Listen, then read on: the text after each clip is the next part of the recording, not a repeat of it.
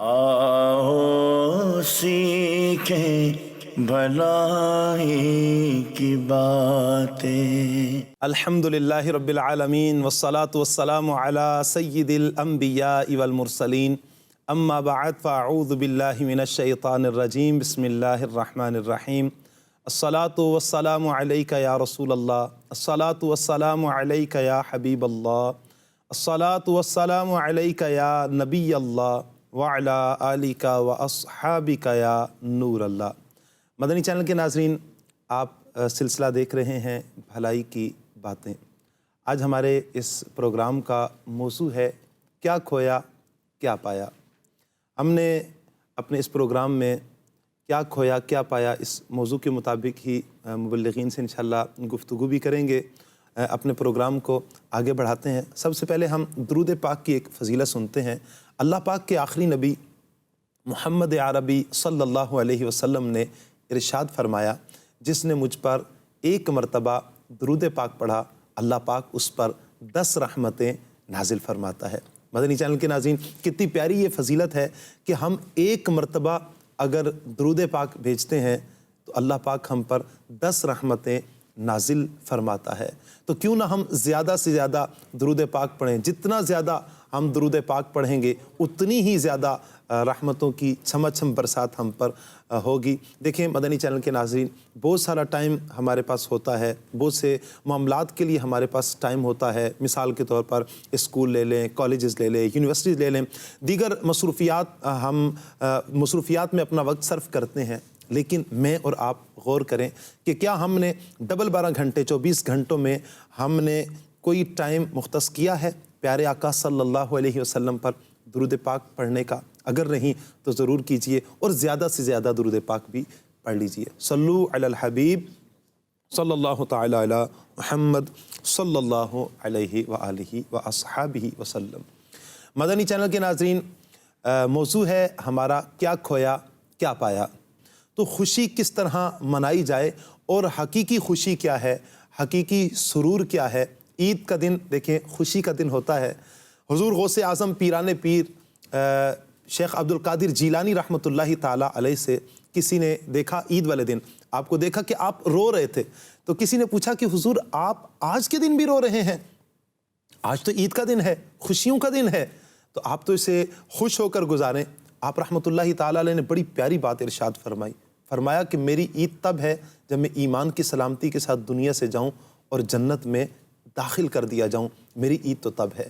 میں اور آپ بھی غور کریں کہ ہم جو خوشیاں مناتے ہیں، ٹھیک ہے خوشی منانی چاہیے، شریعت کے دائرے میں رہ کر ایک طریقہ کار کے مطابق ہم خوشی ضرور منائیں، لیکن کیا ان خوشیوں میں ہم نے کہیں ایسا تو نہیں اللہ پاک کو ناراض کرنے والے کام شروع کر دیے ہیں، نبی پاک صلی اللہ علیہ وسلم کو ناراض کرنے والے کام شروع کر دیے ہیں؟ اللہ کو بھی ناراض کیا، نبی پاک صلی اللہ علیہ وسلم کو بھی ناراض کیا، شریعت کی حدود کو بھی پامال کیا، اور پھر ہم یہ کہہ کر کہ ہم خوشی منا رہے ہیں اور خوشی میں سب کچھ جائز ہوتا ہے؟ کہیں ایسا تو نہیں ہے؟ اگر یہ کانسیپٹ ہمارا ہے، یہ ذہن ہمارا ہے، تو پھر ہم بڑی غلط راہ کا انتخاب کر چکے ہیں۔ ایسا نہیں ہونا چاہیے، بلکہ ہمیں حقیقی معنی میں سمجھنا چاہیے کہ خوشی کیا ہے۔ قربان بھائی کی طرف بڑھیں گے۔ قربان بھائی، سب سے پہلے ہم آپ کو خوش آمدید کہیں گے پروگرام میں آنے کے لیے۔ اللہ تعالیٰ آپ کو صحت سلامتی عطا فرمائے۔ قربان بھائی، خوشی کی حقیقت کیا ہے اور خوشی کس طرح منائی جائے؟ اللہ اکبر۔ بسم اللہ الرحمن الرحیم۔ کافی آپ نے اس حوالے سے اس کو ڈیٹیل بھی الحمدللہ بیان فرمائی ہے۔ واقعی جو خوشی ہے، خوشی ایک خوش ہونے کا، سرور حاصل کرنے کا، لطف اندوز ہونے کا نام ہے، اور ہمارے دین اسلام نے مختلف مواقع پر گاہے بگاہے ہمیں خوشی منانے کے مواقع بھی فراہم کیے ہیں۔ اگر آپ دیکھیں قرآن مجید فرقان حمید میں تو اللہ کریم ارشاد فرماتا ہے نا، قل بفضل اللہ وبرحمتہ، اللہ کے فضل اور اس کی رحمت پر ہی مسلمانوں کو چاہیے کہ وہ خوشی کریں۔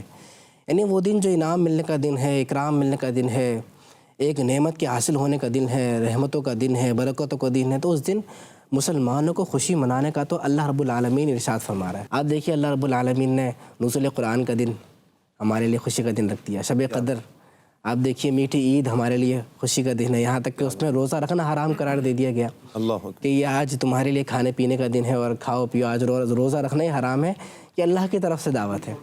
بقر عید میں اپنی جو ہے وہ عید الاضحیٰ کی اپنی خوشی ہے، تو الحمدللہ اور خوشیوں پر خوشی، سب سے بڑی خوشی حضور جان عالم صلی اللہ علیہ وآلہ وبارک وسلم مقصود کائنات، جن کی وجہ سے یہ کائنات بنائی گئی، تو ان کی پیدائش کے دن 12 ربیع الاول، یہ خوشی ہے۔ کیا بات۔ تو ہمارے اسلام نے خوشی کا کنسیپٹ دیا ہے، اس کے منانے کا حکم بھی دیا ہے، اور اس کے جو مواقع ہیں وہ بھی فراہم کیے ہیں۔ جہاں یہ سب چیزیں ہمارے اسلام نے ہمیں عطا کی، وہیں دین اسلام نے ایک تربیت بھی دی ہے کہ جو خوشی ہے وہ خوشی اس طریقے سے منائی جائے کہ جس نے تمہیں خوشیاں منانے کا موقع دیا، خوشیاں منانے کی سعادت بخشی، اور خوشیاں منانے جیسا تمہیں رکھا۔ کیا بات۔ کئی لوگ ہوتے ہیں کہ ان کے پاس خوشیاں تو ہوتی ہیں لیکن خوشیاں منانے جیسے نہیں رہتے وہ۔ ایک صاحب ہیں، انہوں نے اپنا گھر بک کرایا اور کہا کہ کونے کا مکان چاہیے، کونے کا مکان کہتے ہوئے وہ ڈھونڈ رہے تھے، تو مکان نہیں مل رہا تھا، بڑی مشکلوں سے ایک مکان مل گیا، بات چیت طے ہو گئی اور معاملات وغیرہ طے پا گئے، بس سودا ہو گیا، اور اب وہاں پہ انہوں نے رہائش اپنی اختیار کرنی تھی۔ صحیح۔ دیکھ لیا تھا 12 مکان، وہاں رہنے سے پہلے ہی ان کا انتقال ہو گیا۔ اللہ اکبر۔ آپ دیکھیے ان کا انتقال ہوا اور ان کو کونے کی قبر مل گئی۔ کونے کا مکان تو نہ ملا رہنے کے لیے، کونے کی قبر مل گئی۔ تو یہ اللہ نے اس خوشی منانے کے، اس خوشی کو ہم نے دیکھا، اس کو منانے کے لیے ہم موجود ہیں، وہ لمحات ہمیں نصیب ہو رہے ہیں، یہ بھی تو اللہ کا فضل ہے نا۔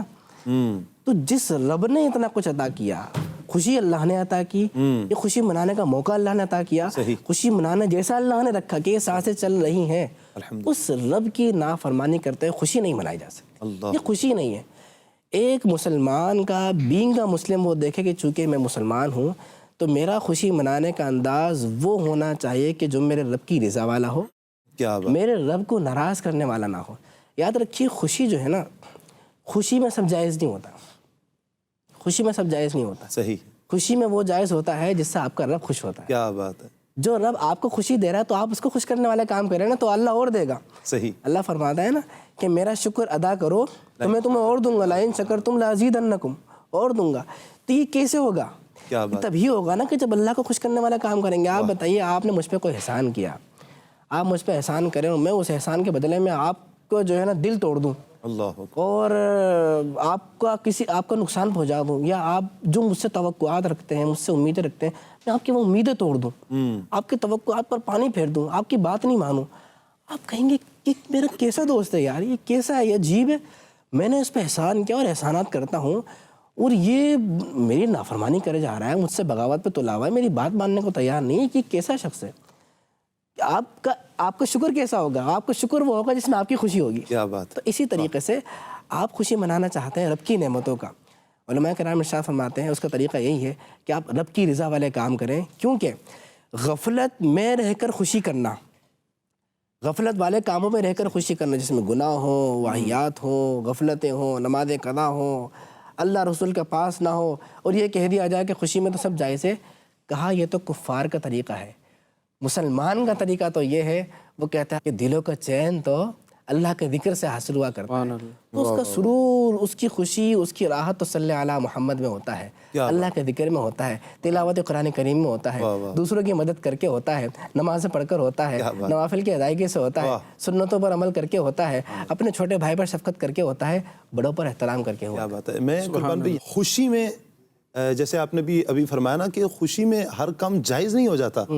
ہم یہ سمجھے کہ خوشی مل گئی ہے تو لہٰذا اب ہم کیا کریں گے، چلو جی شرابیں پینا شروع کر دو، معاذ اللہ، توبہ توبہ، کیا جی خوشی کا موقع ہے تو رقص و سرور کی محفل سجا لو، گانے باجے، حرام کام میں مبتلا ہو جاؤ۔ نہیں، یہ مسلمانوں کا طریقہ کار نہیں ہے۔ دیکھیں نبی پاک صلی اللہ علیہ وسلم کی زندگی ایک ہمارے لیے ایک عملی نمونہ ہے۔ دین اسلام ایک ضابطہ حیات ہے، ہمیں جینے کا، رہنے سہنے کا طریقہ کار سکھاتا ہے، اور نبی پاک علیہ السلام کی تو ادائیں ہی نرالی ہیں کہ ہمیں یوں سمجھے کہ عقل و شعور آنے سے لے کر اور پھر قبر میں اترنے تک کے سارے معاملات نبی پاک علیہ السلام کے دیکھے اگر ہم اس سے لیتے ہیں تو ہمیں کمال درجے کا حاصل ہوتا ہے کہ ہم نبی پاک علیہ السلام کی جب سنتوں پر عمل کرتے ہیں ثواب بھی ملتا ہے اور رہنے سہنے کا ڈھنگ بھی صحیح طریقے سے ہمیں ملتا ہے۔ دیکھیں خوشی ہمیں ہی نہیں ملی، نبی پاک علیہ السلام کی بارگاہ میں بھی حاضری دیا کرتی تھی خوشیاں۔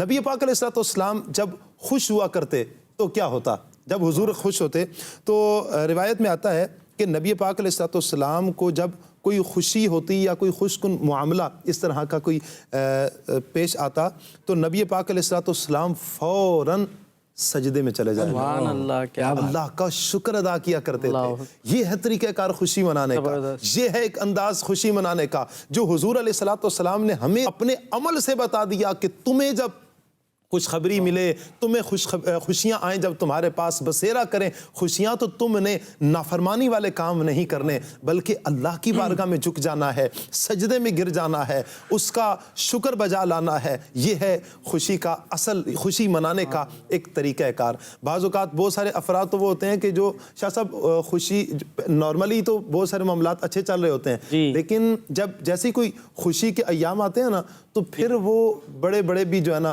پھسلتے نظر آتے ہیں اور وہ پھسلتے ہوئے ایسا آگے بڑھ جاتے ہیں کہ معاذ اللہ وہ بھی گناہوں کی دلدل میں پھنس جاتے ہیں۔ یہ بڑی یوں کہہ لیجیے ایک نازک مرحلہ ہوا کرتا ہے اور جس کی طرف آپ نے توجہ دلائی ہے وہ بڑی اہم بات بھی ہے کہ ویسے تو معاملات سارے صحیح چل رہے ہیں، درست چل رہے ہیں، لیکن جہاں اس پاک پروردگار نے رب العالمین نے ہمیں کوئی خوشی کا موقع دیا یا یوں کہہ لیجیے کہ کوئی خاص اس کا فضل ہوا، کوئی خاص اس کی طرف سے نعمت ملی، تو اس وقت تو اصولی طور پر اور عقل مندی کا تقاضا یہی ہے، دانش مندی کا تقاضا یہی ہے، یا یوں کہہ لیجیے دیانتداری کا تقاضا یہی ہے کہ جس نے خوشی دی ہے اس کی بارگاہ میں ایسے اعمال پیش کیے جائیں یا اس خوشی ملنے کے بعد ایسا انداز اختیار کیا جائے کہ وہ خوشی دینے والا رب مزید خوش ہو۔ صحیح، ہمیں جس نے خوشی دی ہے ہمارا جواب میں انداز وہ ہونا چاہیے۔ اور بڑی اچھی گفتگو ہمارے قربان بھائی نے کی ہے، یوں کہ لیجیے ساری بات اس میں آئی گئی ہے جو ابتدائی طور پر آپ نے فرمائی ہے کہ جس رب نے خوشی دی ہے ہم خوشی لینے کے بعد اب ایسا انداز اختیار کرنا شروع کر دیں کہ اس کو ناراض کرے۔ یہ مطلب کون سی عقل مندی ہوگی، کون سی جو ہے جس کو میں نے کہا دیانتداری ہوگی؟ بھئی احسان اس نے کیا ہے تو اس سے احسان لینے کے بعد، اس کا انعام لینے کے بعد ایسا کام شروع کر دیا کہ اس کو ہم ناراض کر رہے ہیں، تو پھر یہ سوچنا چاہیے کہ ہمیں اب مزید خوشیاں ملنے والی ہے۔ وہی بات ہے اور بہت ساری مثالیں ہم دے سکتے ہیں، شادی، خانہ آبادی۔ اب شادی کے لفظ میں ہی شادی کا معنی پایا جاتا ہے خوشی کے، شادی کر رہے ہیں کیوں؟ خانہ آباد ہو، یعنی گھر آباد ہو۔ اب رب کی طرف سے اتنی بڑی نعمت مل رہی ہے، یہ آپس میں اس انداز سے رشتہ داریوں کا قائم ہونا یہ بھی رب کی بہت بڑی نعمت ہے۔ اب یہ معاملہ ہو رہا ہے اسی شادی کے اندر ایسے اعمال کیے جا رہے ہیں کہ جس سے رب العالمین ناراض ہوتا ہے۔ اب پھر اس کے بعد ہم یہ پھر کیسے توقع رکھے؟ بات یہ ہے کہ اس نے تو یہ انعام دیا کہ آپ جو ہے رشتہ ازدواج میں جڑ رہے ہیں، ایک شادی ہو رہی ہے، ایک آبادی کا سلسلہ ہوگا، آپ کا گھر بھی آباد ہوگا، لیکن اسی شادی کے فنکشن میں یا سارے معاملات میں آپ نے وہ کام کرنا شروع کر دیے کہ جس سے وہ رب ناراض ہوتا ہے۔ تو پھر اب آپ کیسے سوچیں گے کہ اس شادی ہونے کے بعد آپ کی بقیہ زندگی شاد اور آباد رہے گی؟ کیونکہ آپ نے تو جو ہے اس سے نعمت لینے کے بعد، اور یہ کتنی مطلب اس پہ اگر ہم مزید غور کریں کہ ایک تو چیز ہے کہ جیسے آپ نے خود فرمایا کہ نارمل معاملہ چل رہا ہے، ٹھیک ہے جی، ویسے نمازیں بھی ہیں اور دیگر چیزیں بھی صحیح ہیں، لیکن جیسے ہی کوئی خاص ایسا خوشی کا موقع آیا، یعنی رب نے کوئی خاص خوشی عطا فرمائی، فضل عطا فرمایا، تو ہم مزید جو ہے کہ شکر گزاری کو اختیار کرنے کے ہم نے اپنی اعمال بگاڑ لیے، اس کو ناراض کرنے والے کام شروع کر دیے۔ تو یہ تو یوں کہہ لیجیے گویا ایسا تو نہیں کہ ہم رب کو مزید ناراض کریں کہ اس نے تو فضل کیا، جیسے ابھی مثال بھی دی کہ آپ مجھے کوئی گفٹ دے، کوئی چیز دے، تو اب میں آپ کا گفٹ، ویسے تو ٹھیک ہے آپ ماشاءاللہ بیٹھے ہیں مسکرا کے بات چیت ہو رہی ہے، ٹھیک ہے جی نارمل، لیکن آپ کچھ مزید بڑھ کے کوئی عطر ہی دے دیں، اب میں آپ سے عطر لوں اور عطر لینے کے بعد پھر آپ کو دو چار کوئی برے کلمات کہہ دوں یا آپ مجھ سے کوئی بات کہیں اور میں مزید ناک چڑھا لوں اور آپ کی بات نہ مانوں، تو آپ کو اور فیل ہوگا کہ یار ویسے تو چلے یہ نہ مجھ سے کوئی بات کرتے سیدھے انداز سے یا صحیح سے، لیکن اب تو میں نے ان کے ساتھ اچھا سلوک کیا، عطر کی شیشی بھی دی، یہ بھی کیا، اور یہ جواب میں مزید ناک چڑھا رہے ہیں اور میرے ساتھ جو ہے برا سلوک کر رہے ہیں، تو یہ تو اور زیادہ بری بات ہو جائے گی۔ تو رب سے ہم نے انعام لیا، اس کی طرف سے خوشی ملی، اور ہمارا جوابی انداز کیا ہے؟ یہ ایک حدیث پاک بھی میں ضرور پیش کرنا چاہوں گا اللہ پاک کے آخری نبی صلی اللہ تعالیٰ علیہ وسلم نے کیا ارشاد فرمایا؟ مدنی چینل کے ناظرین میں آپ کی خاص توجہ چاہوں گا، یہ میرا الفاظ نہیں ہے، میرے اور آپ کے آخری نبی، میرے اور آپ کے پیارے نبی صلی اللہ تعالیٰ علیہ وسلم کا فرمان ہے۔ اللہ پاک کے آخری نبی صلی اللہ تعالیٰ علیہ وسلم نے ارشاد فرمایا، الکیس من دانا نفسہ، الکیس من دانا نفسہ، سمجھدار وہ ہے، عقل مند وہ ہے۔ میں سے کون پسند کرتا ہے کہ جو اپنے آپ کو بیوقوف کہلائے؟ عقل مند سب اپنے آپ کو تو سب سمجھ رہے ہوتے ہیں کہ ہم عقل مند ہیں، کہلاتے بھی ہیں، لیکن اللہ کے پیارے نبی صلی اللہ علیہ وسلم کیا فرماتے ہیں؟ الکیس من دانا نفسہ، عقل مند وہ ہے جو اپنے نفس کا محاسبہ کرے، اپنے نفس کا محاسبہ کرے، چیک کرے کہ میں صحیح کام کر رہا ہوں، اللہ کی رضا والے کام کر رہا ہوں یا اللہ کو ناراض کرنے والے کام کر رہا ہوں۔ وَعَمِلَ لِمَا بَعْدَ الْمَوْتِ، اور مرنے کے بعد کے لیے اعمال کرے، اللہ جو مرنے کے بعد اس کے بعد پیش آنے والا ہے، معاملہ ہونے والا، اس کے لیے وہ عمل کرے، یعنی اچھے اعمال کرے، رب کی رضا والے اعمال کرے۔ یہ تو فرمایا عقل مند۔ عقل مند کون ہے؟ جو آخرت کی تیاری کر رہا ہے۔ ہم سمجھتے ہیں جس کے پاس زیادہ پیسہ جمع ہو گیا، بنگلہ گاڑی وغیرہ ہے، وہ بڑا عقل مند ہے، جینیس ہے۔ یہاں دیکھ لیجئے جینیس کس کو کہا جا رہا ہے۔ پھر مزید ثاقب بھائی کیا فرمایا؟ دیکھیں پھر میں نے کہا نا میرے الفاظ نہیں ہیں، حدیث پاک سنا رہا ہوں۔ وَالْأَحْمَقُ، اور احمق وہ ہے، اللہ اکبر، احمق، اور احمق وہ ہے من اتبع نفسہ ہواہا، جو اپنے خواہشات کی پیروی کرے، اپنی خواہشات کی پیروی کرے، وَتَمَنَّى عَلَى اللَّهِ، اور اللہ سے یہ امید رکھے کہ اسے جنت مل جائے، اور اللہ سے انعام آخرت کی امید رکھے۔ اس کو پیارے نبی علیہ السلام نے فرمایا وَالْأَحْمَقُ، یہ احمق ہے۔ اب اس حدیث پاک کے تناظر میں میں اور آپ اپنا جائزہ لے لیں۔ عقل مند وہ ہے جو آخرت کے لیے تیاری کرتا ہے، اور احمق وہ ہے کہ جو اپنے خواہشات کی، دل چاہ رہا ہے، خوشی مناتے ہوئے یہ سب کچھ کیوں ہو رہا ہوتا ہے ثاقب بھائی؟ دل چاہ رہا ہوتا ہے، مزہ آ رہا ہے یار، تفریح ہے، تھوڑا مزہ آ رہا ہے، تو اس کے لیے ہم ساری چیزیں کرنا شروع ہو جاتے ہیں، اور پھر کیا ہوتا ہے؟ دوسری طرف یہ بھی خواہش ہوتی ہے کہ مرنے کے بعد بخشے بھی جائیں۔ فرمایا یہ تو احمق ہے کہ جو خواہشات کی پیروی کرتا ہے اور پھر تمنا یہ رکھتا ہے کہ نام آخرت۔ انسان مطلب ویسے بھی یہ جو اتنی کیا اپنے بالکل جھنجھوڑ دینے والی حدیث شریف آپ نے بتائی کہ حضور جان عالم صلی اللہ علیہ وسلم نے بالکل واضح انداز میں امت مسلمہ کو سمجھا دیا ہے کہ عقل مند جسے کہتے ہو حقیقت میں عقل مند یہ ہے اور احمق یہ ہے۔ اب دنیا میں بھی اگر آپ دیکھیں دیگر معاملات کرتے ہیں، کام کاج کرتے ہیں، خرید و فروخت کرتے ہیں، آنا جانا ہوتا ہے، حضرت بیٹھے بیٹھے تو کچھ نہیں مل جاتا نا۔ اب مجھے جو ہے میں کرایہ کے گھر میں رہتا ہوں اور مجھے اپنا گھر چاہیے، اور میں گھر میں بیٹھا ہوا یہ اپنا ٹائم پاس کرتا رہوں اور ادھر ادھر ٹائم ضائع کرتا رہوں، یہ امیدیں لگا کے بیٹھوں جو میرے پاس پیسہ ہے وہ بھی میں برباد کرتا رہوں، کھانے پینے میں، موجوں میں، مستیوں میں، گھومنے پھرنے میں۔ امید یہ ہو کہ مجھے فلاں جگہ پر بہتر مجھے گھر مل جائے گا۔ اللہ کے بندے کیسے ملے گا؟ اس کو دنیا کا کوئی بھی شخص نہیں کہے گا کہ تم بالکل سمجھدار ہو اور بہترین کام کر رہا ہو۔ یہ ظاہری طور پہ بھی سمجھ میں نہیں آتی نا۔ ایک بزرگ رحمۃ اللہ تعالیٰ علیہ نے ایک شخص سے پوچھا، بڑا اس نے مال وغیرہ کمایا اور لگا رہتا تھا، تو اس سے پوچھا کہ بھائی یہ بتاؤ کہ تم نے اتنی ہرس رکھی، لالچ رکھی کہ انہوں نے جی حضرت بہت بس میں کہا اتنا مال کمایا، لگے رہتے ہو جی حضرت معاملات ایسے ہیں، تو کہا یہ بتاؤ کہ تمہیں یہ سب مل گیا، تمہیں دنیا کا جو چاہیے تھا سب مل گیا؟ کہا نہیں حضرت نہیں ملا تو نہیں۔ کہا جس کے لیے تم نے دن رات ایک کر دی، اللہ جس کے تم حریص بن گئے، تمہارے دل میں جو لالچ آ گئی، تم آ گیا، لگے رہے، اس کا سب کچھ نہیں ملا، اس میں بھی کہہ رہے ہو مجھے یہ نہیں ملا، وہ نہیں ملا، وہ رہ گیا، وہ جس کے لیے ایک دن رات ایک کر دی، سب چھوڑ دیا۔ آخرت جس کی تمہیں پرواہ نہیں ہے، اللہ اکبر، جس کی تمہیں پرواہ نہیں ہے، تو ایسے بے فکر ہو کے کیسے بیٹھ سکتے ہو کہ تمہیں وہ بن مانگے بلا بغیر محنت کی مل جائے گی؟ جب دنیا اتنی آسان چیز نہیں مل سکتی، آخرت تو بڑی چیز نہیں ہے۔ دنیا کی کسی اچھی سوسائٹی میں گھر اگر حاصل کرنا ہے، جو آپ نے مثال دی، تو اس کے لیے دن رات ایک کرنا پڑتا ہے، اور بعض اوقات پھر بھی وہ ایک گھر بھی حاصل، بینگلو اچھا والا حاصل نہیں کر پا رہا ہوتا، اور جنت کے محلات چاہیے، اس کے لیے کچھ کوشش کرنے کو تیار نہیں، تو اس پہ سوچنا چاہیے۔ جس طرح آپ نے بھی ابھی حدیث مبارکہ بھی سنائی ہے، اور حقیقت حال یہی ہے کہ ہم معاملات کر رہے ہوتے ہیں، گناہوں بری زندگی بھی گزار رہے ہوتے ہیں مدنی چینل کے ناظرین، اور متمنی اس بات کے ہیں کہ اللہ تبارک و تعالی ہمیں بخش دے۔ دیکھیں مدنی چینل کے ناظرین، ہمیں نیک اعمال کرنے ہوں گے، توبہ کرنی ہوگی، اپنا محاسبہ کرنا ہوگا، اپنے بارے میں غور کرنا ہوگا۔ ہم دوسروں پر تو انگلیاں اٹھا لیتے ہیں، فلاں یوں کر رہا تھا، فلاں نے یوں کر دیا، اور اپنی طرف سے بے فکر ہو جاتے ہیں اور اپنا محاسبہ نہیں کرتے، جبکہ یہ بہت غلط رویہ ہے اور غلط روش ہے کہ ہم دوسروں کی تو عیب جوئی کریں اور لیکن اپنے بارے میں غور نہ کریں، کبھی اپنے نفس میں جھانکا نہیں، اپنے اندر جھانکا نہیں کہ میں اپنی زندگی کیسی گزار رہا ہوں۔ مجھے ایک واقعہ یاد آ رہا ہے قربان بھائی، وقار شاہ صاحب، کہ ایک مرتبہ ایک سنار، اس کے پاس ایک بڑا قیمتی موتی تھا، دوسرے شہر میں اس نے سفر کیا اور بڑی محفل میں ایک مرتبہ اس نے اپنا ایک موتی نکالا، بڑا قیمتی موتی نکالا اور سامنے رکھا، کہا کہ اس کی خصوصیت یہ ہے، ایک تو مہنگا بہت ہے، خصوصیت یہ ہے کہ رات کو چمکتا ہے، رات کو یہ چمکتا ہے۔ اچھا، لوگوں نے بڑی داد بھی دی اور بڑا سراہا اس کو۔ وہیں پر ایک چور تھا، چور، اس نے ٹھان لی کہ بھئی میں تو یہ چوری کر کے ہی رہوں گا۔ اچھا، جب وہ سنار چلا اپنے ملک کی طرف، اپنے وطن کی طرف جب جانے لگا تو وہ چور بھی تھوڑا پیچھے ہوا اور کہا کہ جناب کہاں کا سفر ہے؟ کہا کہ میں تو اپنے ملک میں جا رہا ہوں۔ کہا کہ حضور ایسا ہے کہ کہاں ہے ملک؟ اپنی جگہ کا بتایا، اپنے ٹھکانے کا بتایا، کہا یہ تو میری قسمت کہ میں بھی وہیں کا ارادہ رکھتا ہوں اور میرا بھی سفر ادھر کا ہی ہے۔ ہاں ٹھیک ہے چلو۔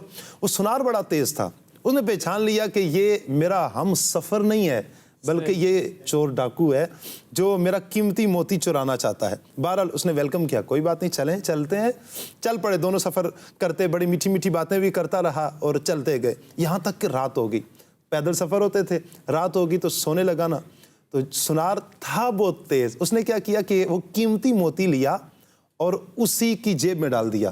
جب وہ کپڑے وغیرہ، وہ جو صدری وغیرہ ہے وہ اتاری تو سنار نے وہ جو قیمتی موتی تھا وہ چور کے جیب میں ڈال دیا۔ اب وہ چور پوری رات لگا رہا، تلاش کرتا رہا، ملا نہیں، اسے ملا نہیں۔ اچھا، جب ملا نہیں تو اب وہ صبح جب ہوئی اور اس سے قبل کہ وہ چور اٹھتا تو سنار نے فوراً ہی لے لیا اور اپنے جیب میں ڈال لیا۔ صبح جب ہوئی تو چور کہتا ہے کہ علی جا وہ رات کو چمکا نہیں وہ رات کو۔ کہا کیا موتی چمکا نہیں؟ ہم نے کہا میرے پاس تو ہے، جیب سے نکال کے سامنے رکھ دیا۔ بڑا حیران ہوا، یار یہ تو رات کو میں دیکھتا رہا، پوری رات تلاشی کرتا رہا لیکن ملا نہیں۔ اگلا دن پھر آیا، آپ نے پھر کیا کیا کہ پھر وہ موتی اٹھایا اور اسی کے جیب میں ڈال دیا۔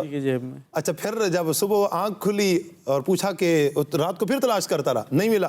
کہا کہ وہ چمکا نہیں، کہا کہ وہ تو میرے پاس ہے، نکال کے سامنے۔ پھر بڑا پریشان ہوا۔ تیسرا دن آیا، کہا لگتا ہے یہ بغل کے نیچے رکھتے ہیں۔ اس نے کوئی کوشش کی اور پھر تلاش کیا، اور اگلے دن جب تیسرا دن تھک گیا نا اور نکال کر جب صبح اگلے دن سامنے رکھا نا تو وہ چور کی بھی بس ہو گئی۔ کہتے ہیں حضور آپ تو میرے بھی استاد نکلے۔ کہا کہ آپ تو میرے بھی استاد نکلے کہ میں تو بے بس ہو گیا۔ کہا کہ انہوں نے بڑی کمال کی بات کی، کہا کہ دیکھو کہ تم نے سارا چھان لیا، اپنے اندر نہیں جھانکا۔ تو قیمتی موتی تیری جیب میں ہی تھا، اگر ایک ہاتھ تو اپنے جیب میں بھی ڈال لیتا تو یہ قیمتی موتی تمہیں مل جاتا۔ اس میں ہمارے لیے سبق ہے، ہم دوسروں کے عیب تو نکالتے ہیں مدنی چینل کے ناظرین، کبھی اپنے اندر بھی ہم نے دیکھا ہے ہم کیسے ہیں، ہم اپنی زندگی کیسے گزار رہے ہیں؟ کبھی محاسبہ کیا ہم نے اپنی زندگی کا؟ فلاں یوں کر رہا تھا، فلاں اس نے یوں کیا، اس نے یوں پچھلے سال یوں گزارا، میں ایز اے مسلم دیکھوں تو صحیح نا، پچھلا سال میرا کیسا گزرا ہے، میرا آئندہ سال کیسا رہے گا؟ یہ اللہ تعالیٰ کی کیا نعمت نہیں ہے کہ اللہ تعالیٰ نے ہمیں پھر سانسوں کی مالا عطا کی ہے، پھر اللہ تعالیٰ نے ہمیں ایک مرتبہ موقع دیا ہے۔ تو میرے اس سال کیا سارا سال میرا نیکیوں میں گزرا ہے یا میرا یہ سارا سال بدیوں میں گزرا ہے؟ قربان بھائی، محاسبہ، اس حوالے سے آپ کیا کہیں گے کہ ہم اپنا محاسبہ کریں؟ اللہ اکبر۔ دیکھیں، جو گاڑی چلاتا ہے نا ڈرائیور، تو آپ نے دیکھا ہوگا اس کے ایک تو فرنٹ پہ ایک نارمل شیشہ ہوتا ہے جس میں وہ دیکھ کے سامنے گاڑی چلا رہا ہوتا ہے۔ اب دیکھیں گے اس کے سینٹر میں ایک مرر لگا ہوا ہوتا ہے، صحیح، بیک سائڈ پہ دیکھنے کے لیے۔ دو سائڈ پہ بھی مرر لگے ہوتے ہیں، بیک سائڈ پہ دیکھنے کے لیے، پیچھے کا دیکھنے کے لیے۔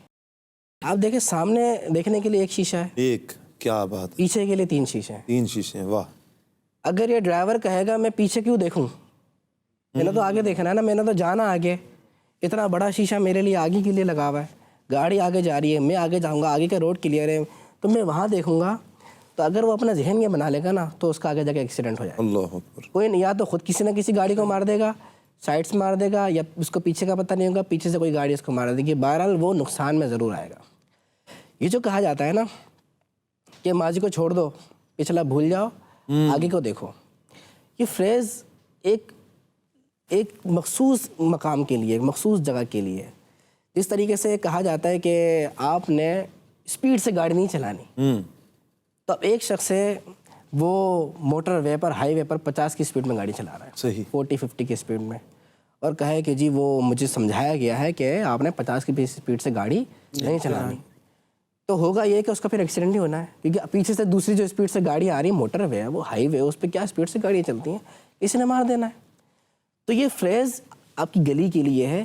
دوسرا, بڑے روڈوں پر اوور اسپیڈ سے بچنے کے لیے کہ آپ اوور اسپیڈنگ نہیں کریں گے, بہت زیادہ اسپیڈ سے گاڑی نہیں چلائیں گے, اور اگر گلی میں ہلنا ہے تو اس میں آپ نے نارمل اسپیڈ سے گاڑی چلانی. اچھا, اسی طرح کوئی ہائی وے پہ ہے اور اس کو بتایا جائے کہ دیکھیں تیز اسپیڈ سے گاڑی چلانی ہوتی ہے, تیز اسپیڈ سے مراد اس روڈ کی جو ریکوائرمنٹ ہے اس کے مطابق آپ نے گاڑی چلانی ہے. اب اس کو وہ یہ سبق لے کے اپنی گلی کے اندر امپلیمنٹ کرنا شروع کرے, تو آپ بتاؤ اس نے گلی میں کیا کرنا, کتنے بچوں کو زخمی کر دینا, خود بھی زخمی ہو جانا ہے. صحیح. تو ہر جملہ, ہر فریز, ہر قانون ایک مخصوص جگہ کے لیے ہوتا ہے. صحیح. اسی طریقے سے جو کہا جاتا ہے نا کہ پیچھے نہ دیکھو, تو یہ اس کے لیے ہے کہ جو شخص جو ہے وہ بار بار اپنے غموں کو ہی روئے چلے جا رہا ہے, اپنی تکلیفوں کو ہی روئے چلے جا رہا ہے, اپنے دکھ درد کو ہی لے کے بیٹھا ہوا ہے, اور بس اسی کا رونا دھونا, میرے ساتھ یہ ہو گیا, میرے ساتھ یہ ہو گیا. جس محفل میں بیٹھے 10 سال بعد بھی, 10 سال پہلے میرا ایسا کاروبار تھا اور ایسا معاملات تھے اور ایسا تھا ویسا تھا, تو 10 سال بعد, 10 سال گزر گئے, ابھی بھی وہ رو رہے ہیں. بھئی آپ نے 10 سال میں اپنے ماضی میں جو ہوا اس کو چھوڑ کر آئندہ کے لیے کیا کیا؟ صحیح, کیا بات ہے. یہ اس کے لیے فریز ہے کہ آپ جو ہے ماضی کو چھوڑ دیں, آگے کا سوچیں. صحیح. لیکن جہاں پر بات آ جاتی ہے آخرت کی, جہاں پر بات آ جاتی ہے کوئی نقصان اٹھانے کے بعد اس نقصان کی تلافی کرنے کی, آگے بڑھنے کی, تو وہاں پر یہ ہے کہ آپ پیچھے بھی دیکھیں. جیسے ڈرائیور کے سامنے 3 شیشے ہوتے ہیں پیچھے دیکھنے کے لیے. جب آپ پیچھے دیکھتے ہیں, اپنا محاسبہ کرتے ہیں, تو یاد رکھیے پیچھے دیکھنے کی وجہ سے آپ کے سامنے بہت سارے معاملہ سامنے آتے ہیں. نمبر 1 یہ کہ آپ سے کیا کیا غلطیاں ہوئی ہیں. آپ سے جو غلطیاں ہوئی ہوتی ہیں نا, ان پہ آپ غور و فکر کرتے ہیں, غور و خوض کرتے ہیں, ان کا آپ جائزہ لیتے ہیں کہ پچھلے سال یا پچھلے ہفتے یا پچھلے مہینے مجھ سے یہ غلطی ہوئی, یہ کوتاہی ہوئی, یہ ہوئی, اس پہ آپ غور کرتے ہیں. غور کرنے کی وجہ سے آپ کا دماغ کھلتا ہے کہ اس کی وجوہات کیا تھیں, اس کے پیچھے ریزن کیا تھا. جب وہ آپ کے سامنے آتا ہے تو اب آپ ان کو دور کرتے ہیں, اور آگے جو زندگی ہے آگے کی, آگے کا آپ کا ہفتہ, مہینہ, جو سال ہے, ان غلطیوں کو دور کر کے آپ اچھے انداز سے اپنے معاملات کو آگے گزارتے ہیں. کیا بات ہے. کہنے والے نے کہا ہے کہ جو محاسبہ ہوتا ہے نا, وہ صرف پیچھے کا نہیں ہوتا, اللہ, وہ بعد العمل نہیں ہوتا. صحیح. یہاں محاسبہ 2 قسم کا ہوتا ہے. صحیح. ایک ہوتا ہے محاسبہ قبل العمل, صحیح. ایک ہوتا ہے محاسبہ بعد العمل. یعنی اس محاسبہ صرف یہ نہیں ہے کہ آپ پیچھے کو دیکھیں, محاسبہ یہ ہے کہ آپ اپنے آنے والے جو اعمال ہیں, جو آپ کرنے والے ہیں, اس کے بھی پہلے سے سوچ لیں. یہ بھی اس کا محاسبہ ہے. واہ واہ واہ. جو شخص اپنی زندگی میں محاسبہ شامل کر لے نا, کہ میں نے اپنی زندگی کس طریقے سے گزاری. دیکھیے, زندگی گزارنے میں حضور صرف جو ہے وہ تجارت نہیں ہوتی, زندگی گزارنے کے لیے صرف گھر نہیں ہوتا, زندگی کے لیے صرف عبادت نہیں ہوتی, بلکہ جب دیکھا جاتا ہے کہ آپ نے ماضی کیسے گزارا تو اس میں عبادت بھی شامل ہوتی ہے, ہماری گھریلو زندگی بھی شامل ہوتی ہے, ہماری شہری ذمہ داری کی جو زندگی ہے وہ بھی شامل ہوتی ہے, ہمارے شوہر بطور شوہر اگر کوئی ہے تو اس کی کیا زندگی ہے, بطور ماں کوئی ہو تو اس کی کیا زندگی ہے. ان تمام ڈائمینشن اس کو سوچنا ہوتا ہے. ایک شخص نے زندگی تو ایسی گزاری کہ وہ حج بھی کرنے کے لیے گیا ہوا ہے, وہ جو ہے ماشاءاللہ سے عمرہ بھی کر رہا ہے, وہ نمازیں بھی پڑھ رہا ہے, وہ درود شریف بھی پڑھ رہا ہے, وہ تلاوت قرآن کریم بھی کر رہا ہے, لیکن کر یہ رہا ہے کہ مارکیٹ میں کھڑے ہو کے وہ فراڈ کر رہا ہے, وہ دھوکے دے رہا ہے, لوگوں کی زمینوں پر ناجائز قبضے کر رہا ہے. اللہ اکبر. وہ شخص جو ہے وہ جھوٹی گواہیاں دے رہا ہے, اس کو پتا ہے کوئی شخص وکیل ہے, اس کو پتا ہے کہ یہ جس کا میں وکیل ہوں وہ 2 نمبر ہے, غلطی اس کی ہے, اسی نے کیا ہے, اس کے باوجود اس کا ساتھ دے رہا ہے. تو اگرچہ وہ نماز پڑھ رہا ہے, نہیں کہ متقی ہے, لیکن حقیقت یہ ہے کہ وہ اس کے اندر غلطی کرتا چلا جا رہا ہے. تو ہمیں یہ دیکھنا ہے کہ آیا میں نے اپنے گھر کے اندر اپنی زندگی کو کیسے گزارا. اللہ, بڑی خوبصورت بات جیسے آپ نے جو فرمائی ہے. خلاصہ اگر ہم آپ کی بات کر لیں تو وہ چیک اینڈ بیلنس پر ہی بات آ جاتی ہے. بالکل ایسے ہی ہے قربان بھائی, اور اس پہ عقلی طور پر بھی آپ نے مثالیں بڑی خوبصورت دی کہ چیک اینڈ بیلنس کے بغیر جو ہے نا کہیں پر بھی آدمی نہیں چل پاتا. اور یہ چیز یوں کہہ لیجیے, ہم ویسے دنیاوی طور پر جو معاملات ہوتے ہیں اس پہ ویسے خوب سمجھتے بھی ہیں.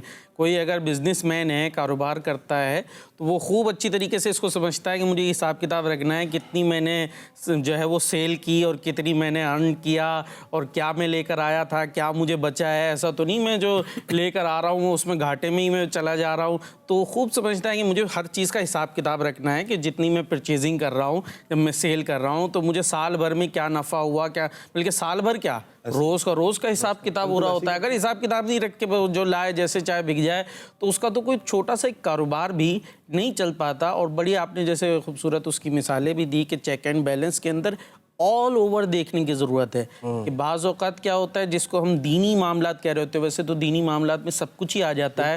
یعنی ایک طرف ہے وہ نماز روزے حج زکوٰۃ وغیرہ کا بڑا پابند ہے، لیکن دوسری طرف دیانتداری کے معاملہ حقوق العباد کے اندر کوتاہی ہو رہی ہوتی ہے. تو اس پر غور و فکر کرے. بعض اوقات کیا ہوتا ہے وہ جناب وہ حقوق العباد میں تو بڑا اچھا ہوتا ہے، بڑا جناب لوگوں کے ساتھ معاملات اس کے اچھے دنیاوی طور پر بھی بڑا اچھا ہے، کوئی اس طرح کا برا کام نہیں کرنا، غلط گواہی نہیں دینی، کوئی کسی کو دھوکہ نہیں دینا.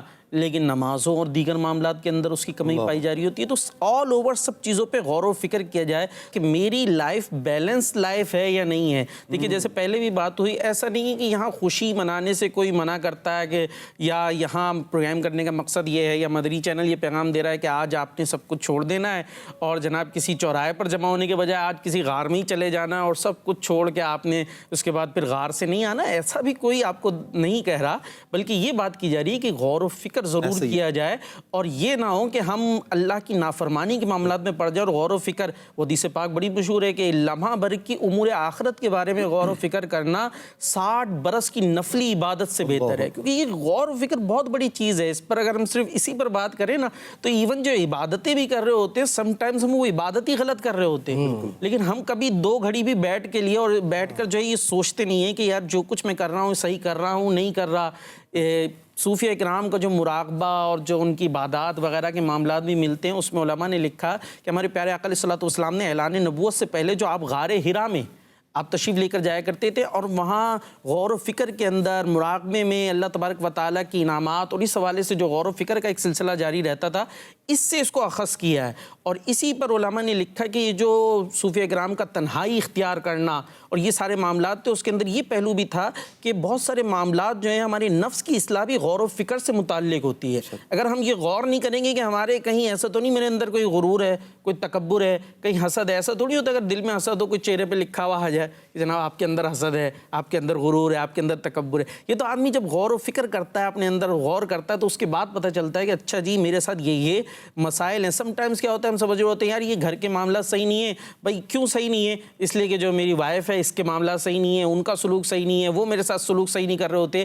ہم یہ غور نہیں کرتے مدنی چینل کے ناظرین، تھوڑی دیر کے لیے ہو سکے تو کسی وقت آنکھیں بند کر کے بیٹھ جائے کہ نہیں سوچیں کہیں ایسا تو نہیں سب میں میری بھی کوئی غلطیاں ہوں، ایسا تو نہیں کہیں میں بھی کچھ غلط ایسا کر رہا ہوں، کسی کو ٹیز کرتا ہوں کہ جس کے جواب میں وہی سب کرتا ہو، لیکن چونکہ سامنے انگلی آسانی سے اٹھتی ہے سامنے والے کا، تو جس کو کہتے ہیں نا وہ باریک سا آنکھ کا تنکا بھی نظر آ جاتا ہے اور اپنا شہتیر بھی نظر نہیں آ رہا ہوتا. تو یہ غور و فکر کا موقع ہے اور غور و فکر اس حوالے سے کیجئے کہیں ایسا تو نہیں کہ میں ایسی دنیا گزار رہا ہوں کہ جو میری آخرت کو نقصان پہنچا رہی ہے. کیا بات ہے شاہ صاحب، بڑی پیاری بات کی آپ نے محاسبہ نفس کے حوالے سے کہ دیکھیں ہمارے اسلاف کا جو طریقہ کار رہا وہ کتنا کمال کا طریقہ کار رہا کہ حضرت سیدنا ابو طلحہ رضی اللہ تعالیٰ عنہ کے حوالے سے آتا ہے کہ کسی نے آپ کسی دن نماز پڑھ رہے تھے اور نماز میں پرندے نے آپ کی توجہ ہٹا دی اور باغ کی طرف آپ کی جو ہے نا توجہ مبذول کروا دی نا باغ کی طرف. آپ نے کیا کیا؟ غور و فکر کیا اور اپنے اس فعل پر انتہائی ندامت کا اظہار کیا اور پھر اس باغ کو بطور کفارہ رائے خدا میں جو ہے نا وقف کر دیا. پورا باغ اللہ کی راہ میں وقف کر دیا. اچھا کبھی تو ایسا ہے کہ حضرت سیدنا عبداللہ بن سلام رضی اللہ تعالیٰ عنہ کے حوالے سے آتا ہے کہ آپ نے لکڑیوں کا ایک مرتبہ گٹھا اٹھایا ہوا تھا، لکڑیوں کا گٹھا اٹھایا ہوا تھا. یہ ہمارے اسلاف ہیں جو اپنے نفس کا محاسبہ اس انداز میں کیا کرتے تھے. مدنی چینل کے ناظرین میں اور آپ بھی غور کریں کہ کیا ہم محاسبہ کرتے ہیں یا نہیں کرتے. اسلاف کتنا بہترین محاسبہ کرتے ہیں. لکڑیوں کا گٹھڑا اٹھایا ہے اور کسی نے کہا کہ حضور یہ تو آپ کی اولاد میں سے کوئی کر لیتا کام یا آپ کے خادمین میں سے کوئی کام کر لیتا، تو آپ نے فرمایا کہ میں تو اپنے نفس کا محاسبہ کر رہا تھا کہ کہیں ایسا تو نہیں کہ یہ اس پر انکار کرے گا.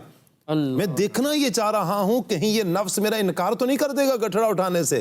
یہ ہے بزرگان دین کا طریقہ. حضرت عمر تو ہر رات اپنے پاؤں پہ کوڑا مار کے کہتے ہیں کہ بتاؤ تو نے کیا کیا ہے. محاسبہ کرتے، اپنے آپ سے سوال کرتے. کبھی میں اور آپ بھی اپنے آپ سے سوال کریں، اللہ کی نعمتوں کا شکر ادا کریں. کیا کہتے ہیں قربان بھائی، کیا کھویا اور کیا پایا ہم نے؟ اللہ اکبر. اس میں باقی یہ جو فریز، یہ جملہ تو بڑا چھوٹا سا ہے، کیا کھویا کیا پایا، یعنی یہ آدھی لائن میں بھی نہیں آئے گا، اس سے بھی کم آئے گا، لیکن اس کے اندر بڑی گہرائی ہے. بہت زیادہ گہرائی ہے. یہ سوچنا ہی ہے کہ کیا کھویا کیا پایا. اس کے اندر جو سب سے بنیادی بات ہے نا وہ یہ دیکھے کہ بینگ اے مسلم میں نے اپنی آخرت کے معاملے میں کیا کھویا ہے کیا پایا ہے. مسلمان کی جو زندگی ہے نا اس کی زندگی اپنی آخرت کے لیے گزرا کرتی ہے، جس طرح پردیس میں کمانے والے کی زندگی اپنے ملک کے لیے جیا کرتی ہے. کیا بات ہے. وہ باہر آپ دیکھیں وہ اچھے سے اچھے گھر میں رہ سکتا ہے کیونکہ وہ ایسا کما کے بھیج رہا ہے کہ اسے گھر والے بہترین لائف گزار رہے ہیں. بالکل. لیکن وہاں پردیس والی لائف گزارا کرتا ہے. وہ اس کا رہنا سہنا آپ کے سامنے، دنیا جانتی ہے کیسے وہ رہتا ہے. ایک کمرے میں رہ لیا، ایک کمرے میں اسی بیڈ پر 10 سال گزارتی ہے، اسی بیڈ پر 20 سال گزارتی ہے. سوچ یہ ہوتی گزارا کر لے بس. ہاں گزارا کر لے. کیوں؟ اس کے ذہن میں اندر یہ ہوتا ہے، یہ مائنڈ سیٹ اس کا ہوتا ہے کہ میں نے یہاں رہنا ہی نہیں ہے، یہ سب کچھ میں یہاں کر رہا ہوں. دن رات وہ اوور ٹائم لگا رہے ہیں، زیادہ ٹائم دے رہے ہیں، روکی سوکی کھا رہے ہیں. کیوں؟ میں نے وہاں جا کر اپنے بیوی بچوں کے ساتھ رہنا ہے، اپنے والدین کے ساتھ ٹائم اسپینڈ کرنا. اصل لائف وہ ہے. اصل لائف وہیں کے لیے تو کر رہا ہوں. کوئی 5 سال گزارتا ہے، کوئی 10 سال گزارتا ہے، کوئی 15 سال گزارتا ہے. یہی ہماری زندگی کا حال ہے. یہ دارالعمل ہے، آگے دارالجزا ہے، دارالبقا ہے. یہاں یہ زندگی مسافر والی زندگی ہے. یہاں پہ ہم نے اپنے آخرت کے لیے معاملات تو کرنے ہیں.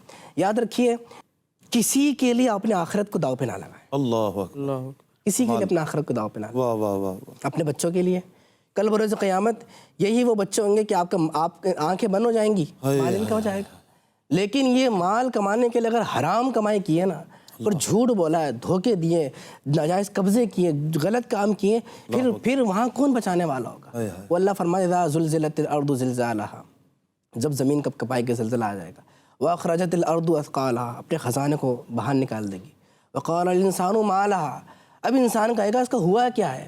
آپ دیکھیے پوری، آپ دیکھیں نا پھر زمین کہے گی یومئذ تحدث اخبارها، اللہ. جو کچھ کیا ہے زمین اگلے گی، شکوے کرے گی اس سے جس نے اس پر گناہ کیے. چھوٹے سے چھوٹی بھی نیکی کی ہے نا، اللہ فرماتا ہے فمن یعمل مثقال ذرۃ خیرا یرہ، چھوٹی نیکی کی ہے نا وہ بھی اس کا بھی صلہ دوں گا. ومن یعمل مثقال ذرۃ شرا یرہ، ذرا سا گناہ بھی کیا ہے نا اللہ اس کی سزا دے گا. جس پہ کرم ہو جائے وہ کرم کی بارش اللہ نازل فرمائے. لیکن ہم بظاہر یہ دیکھیں اللہ نے جگہ بجگہ فرمایا وعاملوا الصالحات، جنہوں نے نیک اعمال کی، جنت ان کے لیے ہے، یہ راحتیں یہ سب کچھ ان کے لیے ہیں. اللہ کریم ہمیں سمجھ نصیب فرمائے اور اپنی زندگی کو ایسے گزارنے کی توفیق عطا فرمائے کہ کسی کی وجہ سے ہماری آخرت خراب نہ ہو. قربان بھائی آئندہ کے لیے اپنے اندر چینج لانے کا کچھ ارادہ کریں، اور اللہ پاک کی بہت بڑی نعمت ہے کہ اس نے مزید ہمیں زندگی عطا فرمائی. اور جن لوگوں کی آپ نے مثال دی ہمارے ثاقب بھائی نے، جو اللہ والے صحابہ اکرام کے جو یوں کہنا چاہیے نیکیوں کے پہاڑ ہیں، اس کے باوجود وہ آخرت کے حوالے سے اس انداز سے سوچتے تھے اور اس کے لیے محاسبہ کرتے تھے. اپنا چیک اینڈ بیلنس کا ان کا ایک انداز ہوا کرتا تھا. اور ہمیں تو کہنا چاہیے نیکی کے نون کے نقطے تک نہیں آتے اور اس کے بعد سوچ رہے ہوتے کہ جناب اب تو ہماری نجات ہی نجات ہے اور کوئی پرابلم نہیں آنے والی. یہاں میں ایک بڑا جس کو کہنا چاہیے چوٹ لگنے والا واقعہ، حضرت حسن بصری رحمۃ اللہ تعالی علیہ، کتنے بڑے اللہ کے ولی ہیں، وہ انتہائی غمزدہ رہا کرتے تھے. اللہ. کسی نے آپ سے پوچھا کہ آپ یہ اتنے غمزدہ کیوں رہتے ہیں، اتنے فکر مند کیوں رہتے ہیں؟ یہاں پر مدنی چینل کے ناظرین سوچئے، اور ہم وہ حدیث بھی سن چکے ہیں کہ عقل مند وہ ہے جو آخرت کے لیے تیاری کرتا ہے، احمق وہ ہے جو خواہشات پر چلے اور تمنا یہ رکھے کہ اللہ پاک انعام عطا فرمائے گا. حضرت حسن بصری رحمۃ اللہ تعالیٰ علیہ فکر مند ہیں. اس سے پوچھا اتنے کیوں فکر مند ہیں؟ کہ میں بس یہ سوچتا ہوں کہ اگر قیامت کے دن اللہ نے یہ فرما دیا کہ جا میں تجھے نہیں بخشتا، اللہ اکبر. تو میرا کیا بنے؟ اللہ اکبر. یعنی ہمیں تو یہ ہوتا ہے نا اللہ پاک کرم فرمائے گا، اور ہم اگرچہ اعمال ہمارے ایسے نہیں ہوتے، وہ سب کچھ کر وہ یہ سوچ کے بیٹھے اگر یہ فرمایا، اگر رحمت فرما دی، معاف فرما دیا تو ٹھیک ہے، لیکن اگر یہ فرما دیا کہ جا نہیں بخش رہا پھر میرا کیا بنے گا؟ یہ سوچ کر آپ غمزدہ رہتے تھے. اور حضرت حسن بصری ایک جوان کے پاس سے گزرے، ہنسنے میں ٹھٹنوں میں وہ مشغول ہوگا، تو آپ نے اس سے خود بھی فکر مند دوسرے کو بھی دعوت دے دے. آپ نے اس سے پوچھا اے نوجوان کیا پولیس رات پار کر لیا؟ اللہ اکبر. ہنس رہے ہو نا، خوش ہو، کیا پولیس رات پار کر لیا؟ کہا نہیں. فرمایا کہ تمہیں معلوم ہے کہ تم جنت میں جاؤ گے یا جہنم میں؟ اللہ اکبر. کہتے ہیں نہیں. تو آپ نے پوچھا پھر یہ ہنسی کیسی ہے؟ کہتے اس کے بعد پھر ہنستا ہو اسے نہیں دیکھا گیا. یعنی یہ ان کا انداز اب ہمیں غور کر لینا چاہیے. یہ خوشی، یہاں جس خوشی کا جو ہمارا انداز ہے وہ ہمارے سامنے موجود ہے، رب کی نافرمانی والے انداز. لیکن یہی سوال ایک لمحے کے لیے سامنے رکھ لیں، کیا پولیس رات پار ہو گیا؟ کیا ہمیں یہ پتہ ہے کہ ہم جنت میں جائیں گے جہنم میں؟ اگر نہیں پھر یہ ایسی خوشی کیسی کہ جس سے ہمارا رب ناراض ہوتا ہے. اللہ تعالیٰ شاہ صاحب برکتیں عطا فرمائے، قربان بھائی آپ کو برکتیں عطا فرمائے۔ میں آخری بات عرض کرتا ہوں، چونکہ ہمارے سلسلے کا ٹائم بھی ختم ہو چکا ہے۔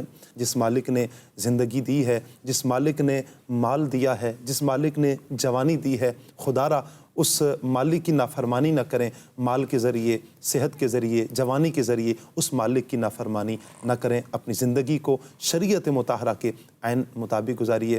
اللہ تعالیٰ سب کو برکت عطا فرمائے، آمین۔ صلو علی الحبیب صلی اللہ تعالی علی محمد صلی اللہ علیہ وسلم۔ آؤ سیکھیں بھلائی کی باتیں۔